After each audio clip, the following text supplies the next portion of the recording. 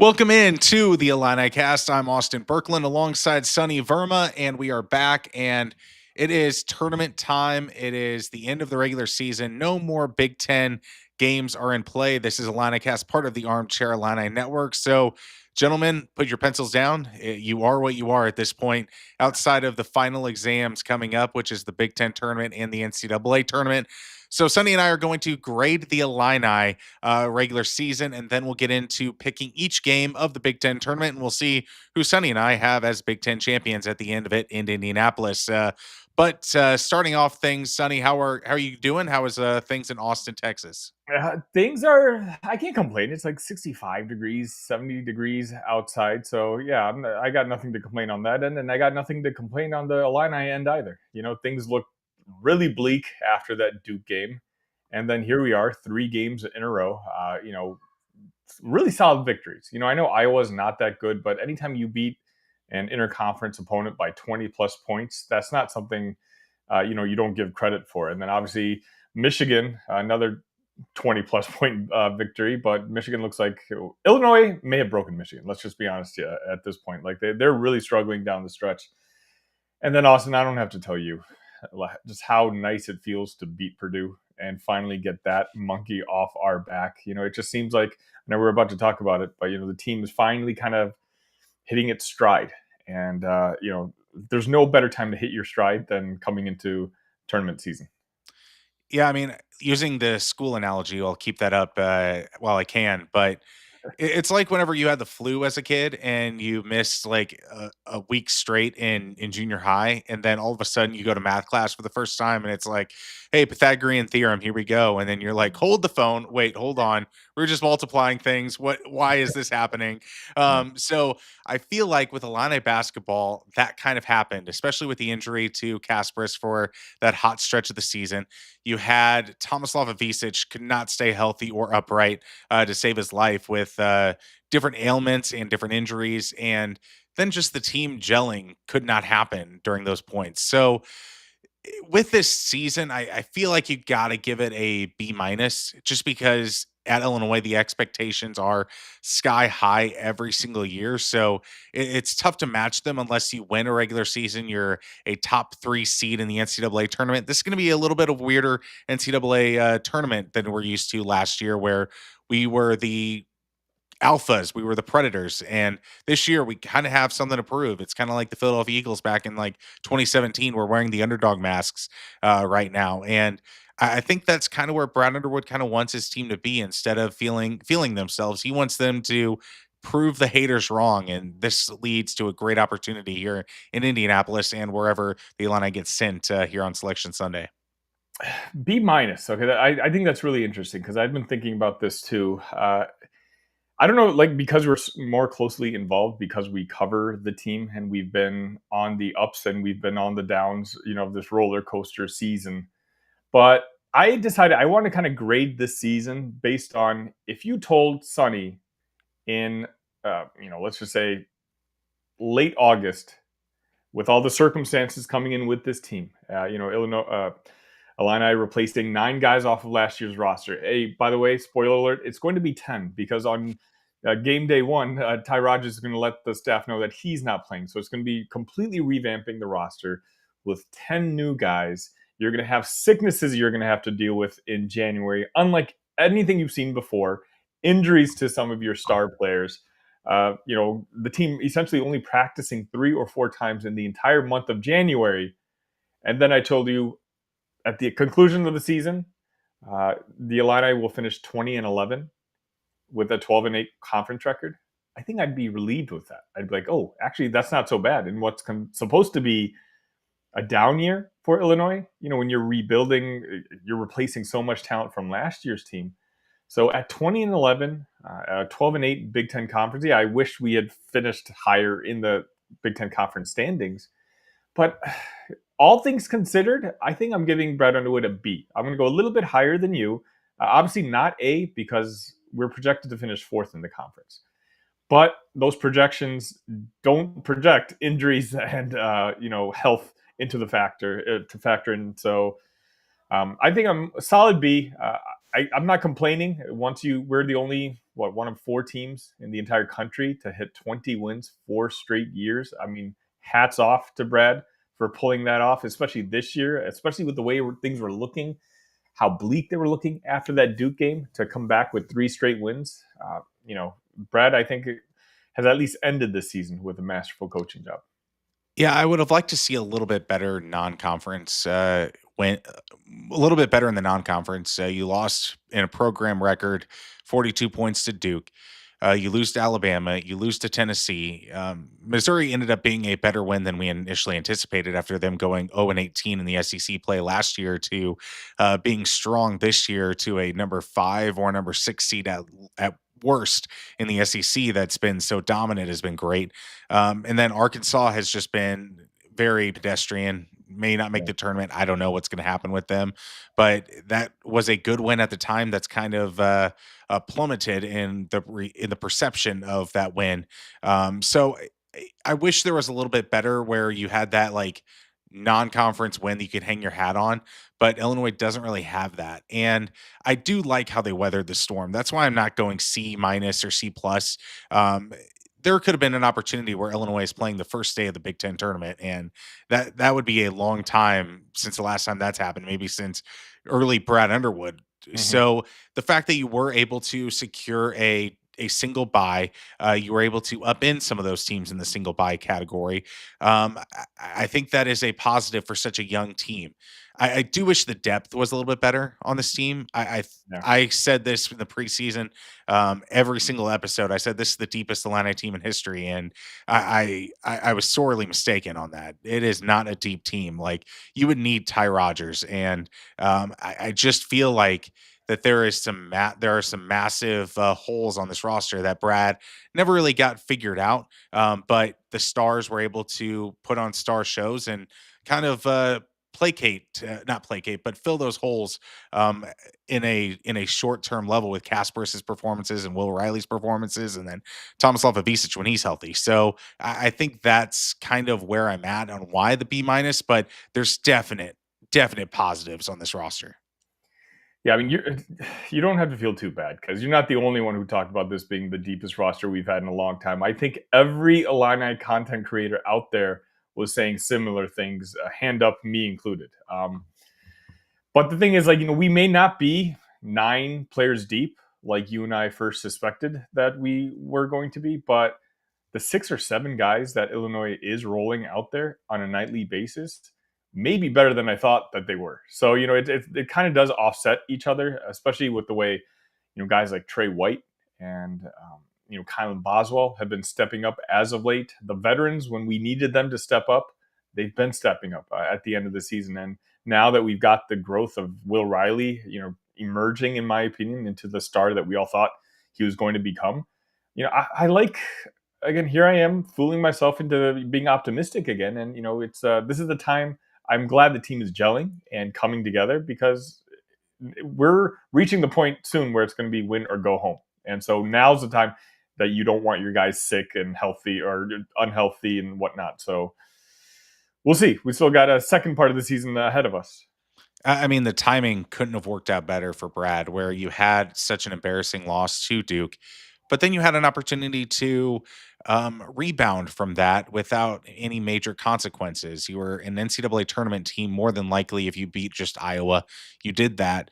But then to have that performance against the University of Michigan on the road, that was phenomenal. And then to beat a team and a coach that has had your number for a long stretch of time, even with some of the great teams that Illinois had, to finally beat them. I think that shows that this Illinois team has a lot of fight in them. And that's all I really wanted to see after that Duke game is just see what the mental makeup of this team looked like. If it was piss poor, you would see that Illinois would have lost to Purdue and lost to Michigan, and they're brushing their hands of this and they're ready for the NBA draft, like in Casper's and Will Riley. Guys are probably lining up in the transfer portal. But this Mhm. is a team that generally cares about Brad Underwood. This is a team that generally cares about each other. And that's shown through in these last few games of little consequence, but they still played hard and in a way that they felt like they needed to win that. So kudos to Brad and this team for just really coming back with a vengeance after a game like that where it would be so easy to roll over. Yeah, I mean, again, after that Duke game, when in Madison Square Garden you lose by 40 plus points, I think anyone and everyone outside that locker room had given up on that team. I mean, everyone I talk to, whether it's my friends, my group chats, or our Discord with the Illini fans in it, everyone thought it was getting bleak. And then, Brad was insistent that let's. I think Kylan Boswell after that game said that they had their best practice of the season after that game, and I just think that the fact that those guys didn't stop believing, you're kind of seeing why. They know they're in practice. They know they're a good basketball team.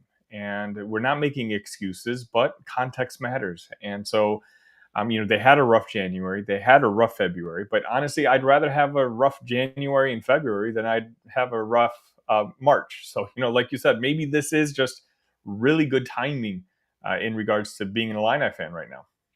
And we have that one Pokeball that still hasn't played in a long stretch of time in Morez Johnson. I mean, that's a beast that a lot of teams in the NCAA tournament aren't going to know what to do with, especially when you have that outside presence of Tomislav Ivisic out there as big men. So there's a lot of weird mismatches that Illinois can really make some defensive coordinators their life hell in that NCAA tournament, especially with such a quick turnaround time. You have Will Riley, who is a Mr. Score It Everywhere kind of player at the moment. Kasparis, he's been doing pretty well offensively the last few stretches of games, whether it be passing the ball or shooting. He has something every single night that he plays healthy. So I look at this team, and if they went to the Elite Eight, I'm not going to be shocked. Yeah. I'll be like, they gelled at the right time. They had the talent all along. They just had to get healthy.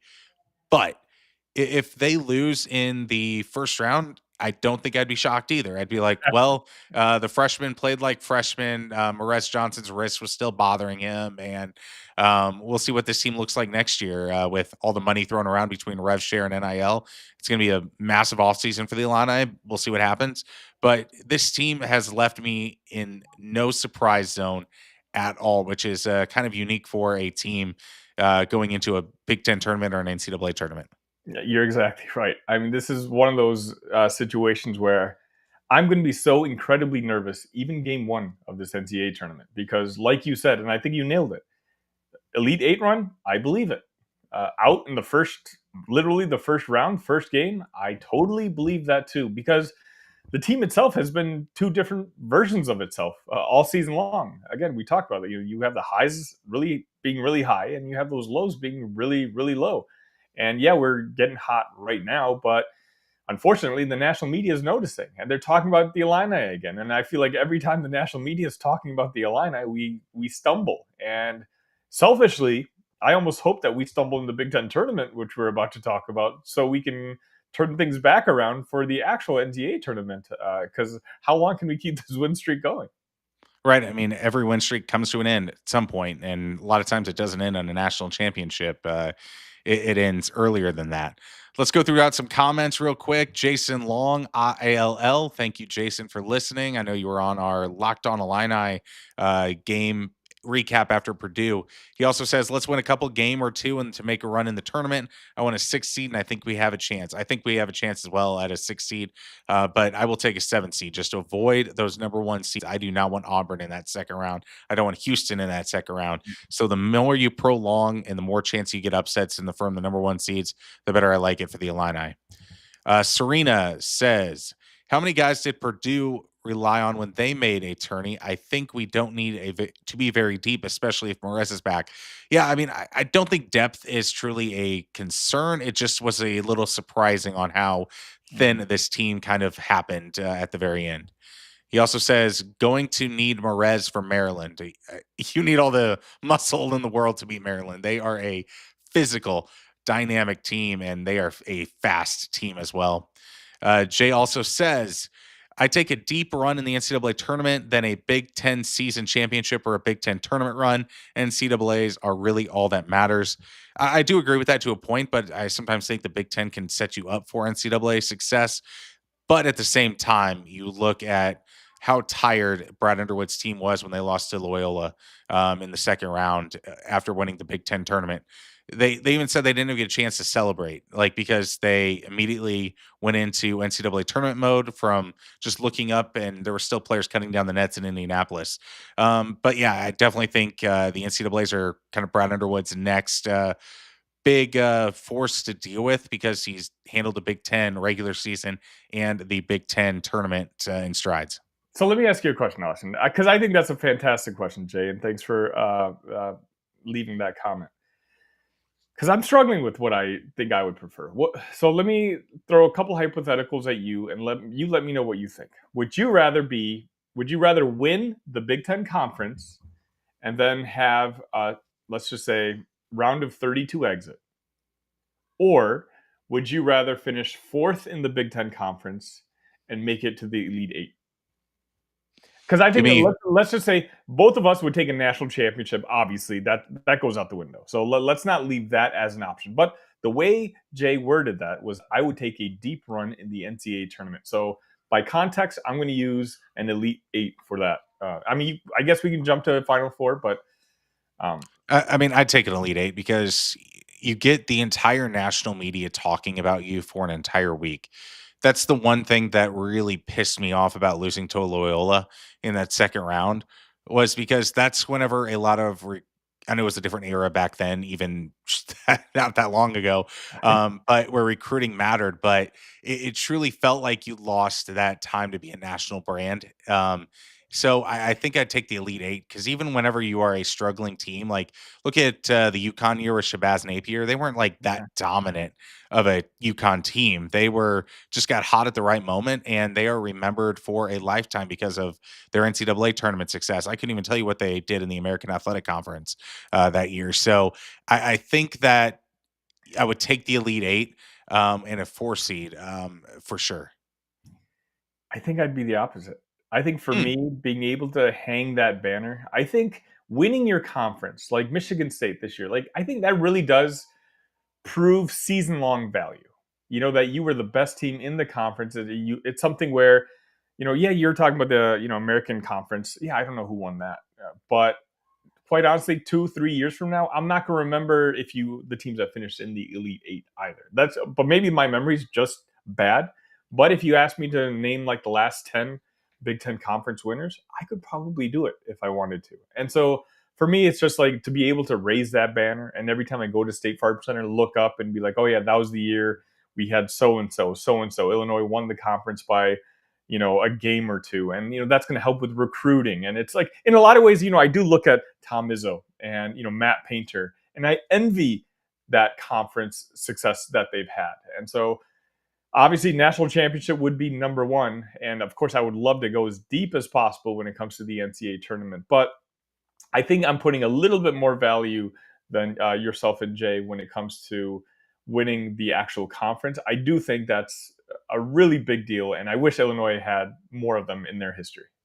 Oh, absolutely. Like I definitely get where you're coming from. Because you look at what gives you more fulfillment and enjoyment throughout November all the way up into late February or early March. It is the regular season, and you are Hmm. really focusing on a happiness on 2 weekends and not the entire stretch of the season. So where you truly get to know players, like a great moment for Casper Siakachonis or Io DeSumo or Kofi Coburn or Terrence Shanley Jr., they normally happen at the State Farm Center.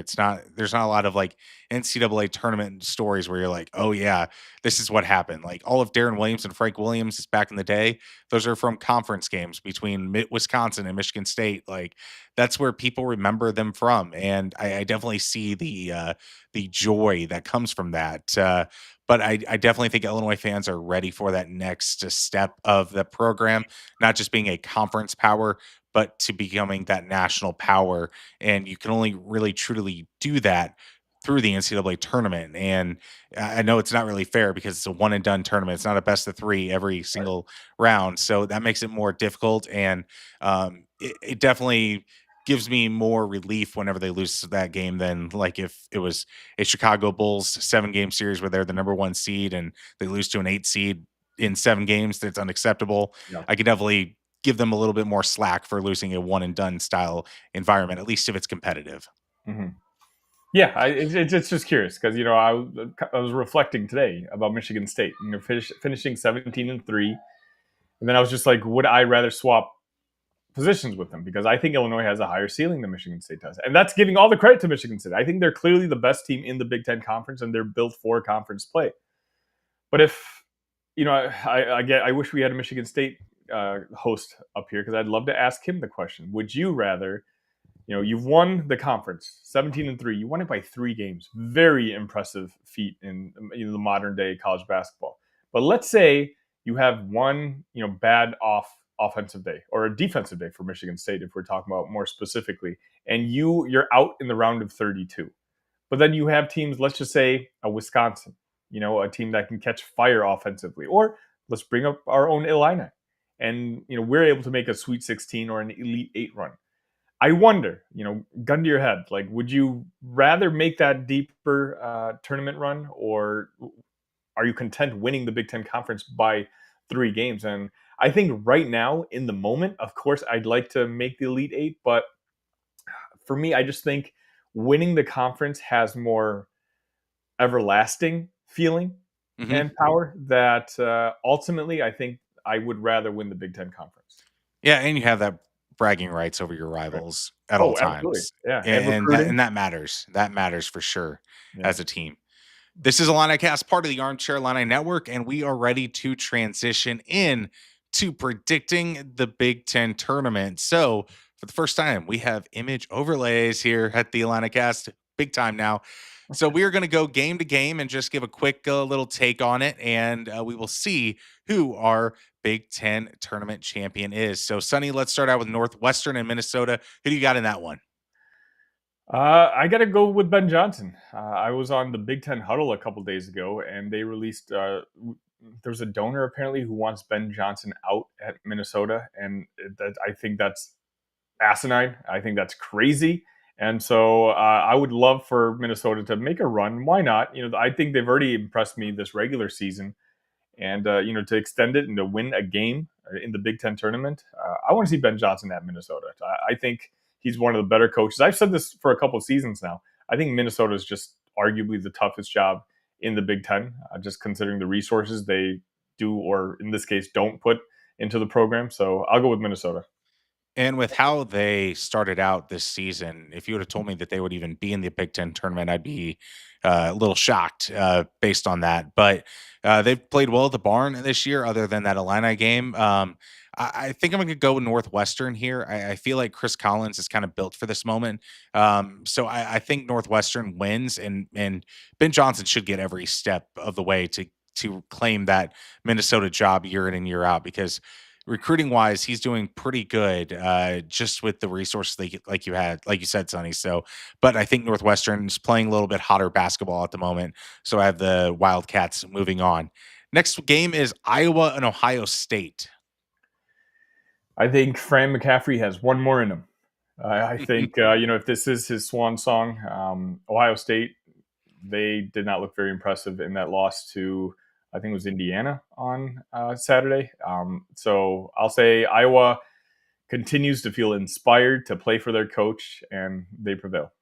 I mean, Iowa almost upended Michigan State Yeah. just a few short nights ago, and if they're on fire shooting the ball, it's very difficult to beat Iowa. But they just haven't been hot that often. Mhm. I'm also going to go with the Iowa Hawkeyes this game. I think they're playing just a better brand of basketball, a more cohesive unit, and Ohio State, they have a lot to play for. The pressure's on, and I think they're going to fall to that pressure. So Iowa moves on.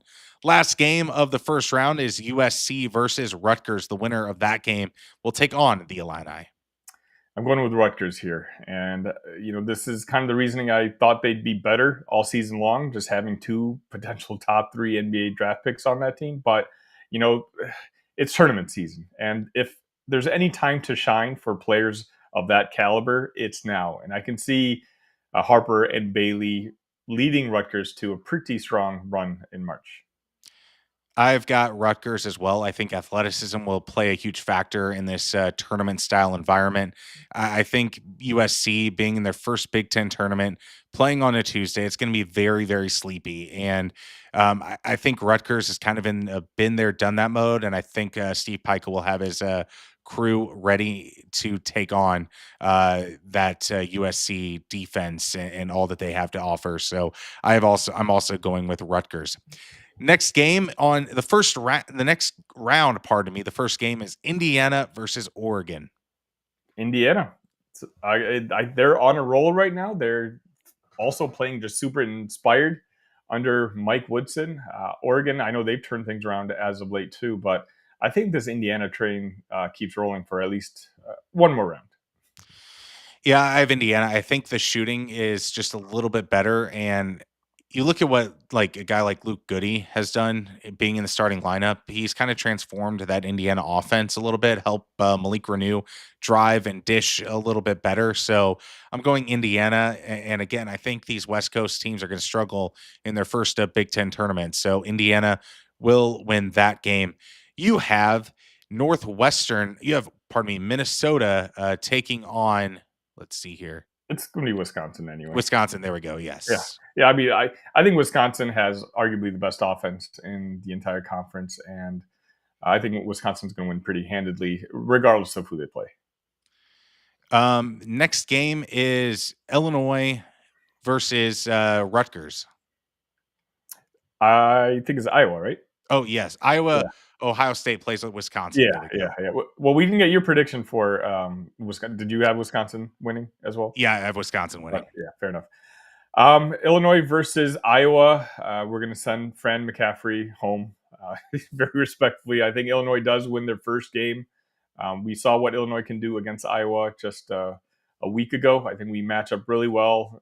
I just don't think Iowa has a firepower that Illinois has right now, and Illinois just has it rolling.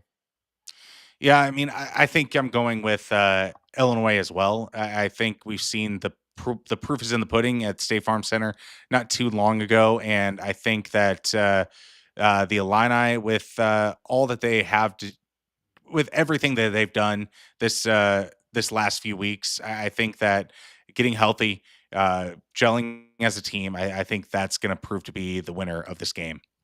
And then next will be Rutgers versus Purdue. You know what? I'm going to predict my first upset here. I'm just going to say, yeah, what the reasoning I gave for the previous round, that maybe this tournament could be the Ace Bailey and Dylan Harper showcase. And Purdue struggles to guard wings, and so I think this could be the game where I don't know who's going to guard those two particular players. Now, of course, Purdue has players that Rutgers can't guard either, but I think this is just going to be a superstar game, and I'll predict the Rutgers to advance. All right, Friday, March 14th games, we have Indiana versus Michigan State. I'm gonna go with Indiana. Oh, I just think Michigan State's got to lose at some point. They've won 7 in a row. I don't know how much weight they're putting into this conference tournament at this point. They've accomplished what they need to accomplish, and I think Indiana right now. I mean, I think they're solidly in the tournament at this point. They're no longer a bubble team, but again, they're just playing so hard right now. So I'm going to go with Indiana. Wisconsin versus UCLA. This is going to be a fantastic matchup. That's going to be a game to watch. I think I'll go with UCLA. I just trust UCLA a little bit more. I love Wisconsin. I was down on them earlier in the year, but I'm hand up raising, saying I was wrong. I just don't trust their defense, and so I'm going to go with UCLA here. And then Illinois versus Maryland. This is tough. I think Maryland's the worst matchup for Illinois. That's the one team I absolutely did not want to play in this tournament. But having said that, I think Illinois is just rolling right now. They're feeling confident. And I think a win, and I'm going to talk about this on an episode of Lockdown Illini this week. I think a win over a team like Maryland can really just send the confidence level of this team sky high. So I'm going to pick Illinois to actually beat Maryland. And then we have Rutgers versus Michigan. Oh, man.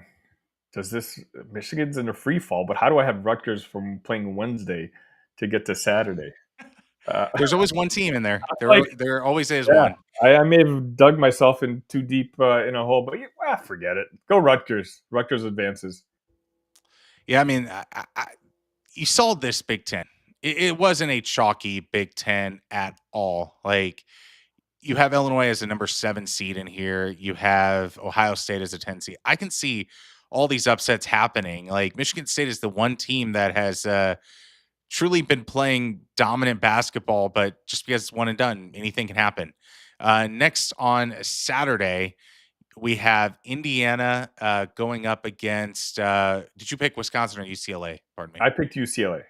Yeah, I have UCLA as well in that matchup, but I think I have Michigan State going You probably, and yeah. playing on Saturday. Mhm. So I would go Michigan State playing in the championship game. I just think that they are they have Izzo's identity, and Izzo has. It's been a long time since a team has taken on that Izzo mentality. I think you might have to go back to Jaron Jackson Jr.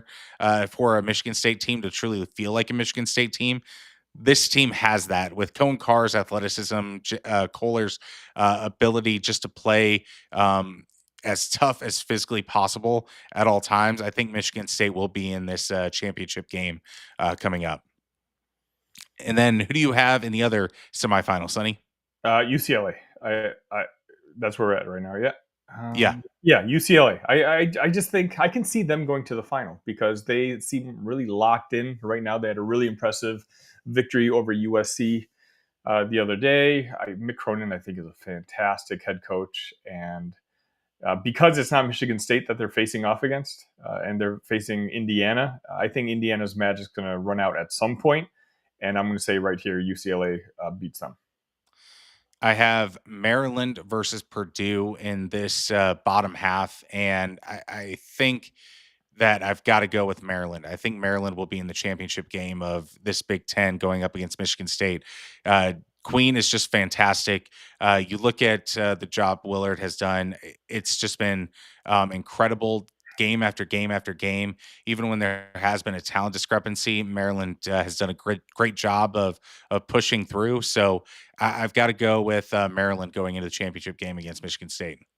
And I've got Illinois beating Rutgers, avenging the game from earlier. This is way too funny because if you had told me 3 seconds before we started airing where I'd have Illinois in this tournament, I'd be like, oh, probably not far. Maybe we'll win a game or two. But now here I am playing out the scenarios in my head, and now I've got them going to the final.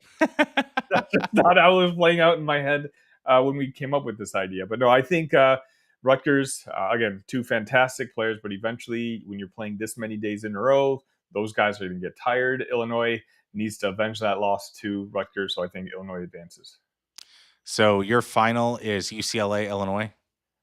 Yep.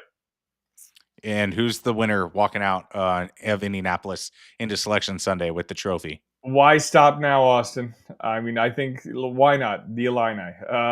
It's just the team. If they get hot, they can win. They can beat anybody in the country. And again, I didn't at all predict that I was going to do this even a couple of minutes before we started recording. I figured I'd imagine we'd lose in the game against Maryland, but somehow I convinced myself there. So why not? Let's just go all the way. I think Illinois. I maybe this might just be bias. I don't want former Pac-12 team winning the Big Ten tournament in their first season in here, so I'm going to have a little old school Big Ten pride, and Illinois repeats as Big Ten tournament champions. You heard it here first.